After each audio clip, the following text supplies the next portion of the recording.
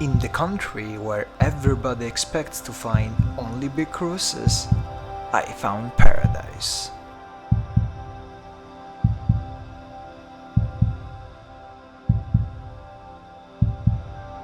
Welcome to Antigua and Barbuda, the country known for having 365 beaches. In Antigua, not only you can visit one beach every single day, but you can have beautiful views like the one in Shirley Heights. By the way, let me show you something very cool.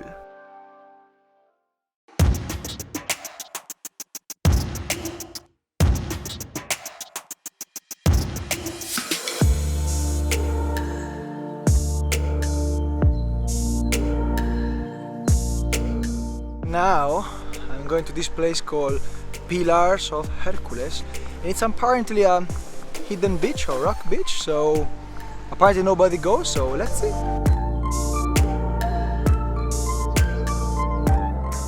After a short hiking, I made it to Pillars of Hercules.